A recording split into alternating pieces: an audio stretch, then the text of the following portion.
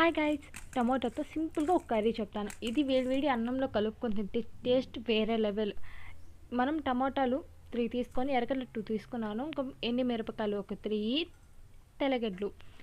వేడెక్కిన పెనం పైన 2 స్పూన్స్ ఆయిల్ పోసి దాంతో ఎండి మిరపకాయలు వేసి బాగా కొంచెం ఎర్రగా అయినాక తీసి ప్లేట్లో వేసుకునేద్దాం. తర్వాత దాంతో కొన్ని తెల్లగడ్డలు కొంచెం ఎర్రగా అవ్వగానే దాన్ని కూడా తీసి ప్లేట్లో వేసుకునేద్దాం.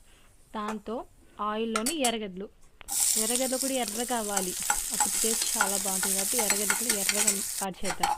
తర్వాత దాన్ని కూడా తీసి పక్కన పెట్టుకునేద్దాం. దాంతో టమాటాలు సన్నగా అంటే మిడిల్గా కోసి దాన్ని ఆయిల్ వేయగానే వర్షం పడినంతలాగా ఆయిల్ పైకి కిందికి పడుతున్నాయి.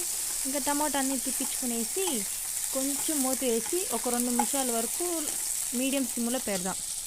తర్వాత దానిపైన కొంచెం తోలులాగా వస్తుంది, దాన్ని తీసి పక్కన వేసేసి మనకి టమాటా మాత్రమే అవసరం కాబట్టి తోలు తీసి పక్కన వేసేద్దాం. తర్వాత ఒక ప్లేట్ తీసుకొని దాంతో ఎండి మిరపకాయలు వేసుకొని బాగా నలిపేద్దాం.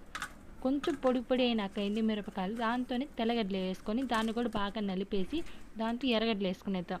ఎర్రగడ్డలు కూడా సేమ్ ప్రాసెస్, బాగా నలిపేద్దాం.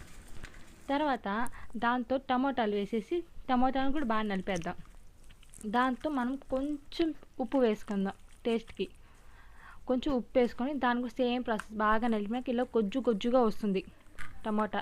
దాన్ని వేడి అన్నంలో వేసుకొని తింటే వేరే లెవెల్, అంటే వేరే లెవెల్, సూపర్ టేస్ట్, కారంగా టేస్ట్ చాలా బాగుంటుంది. ఒకసారి ట్రై చేసుకొని మీ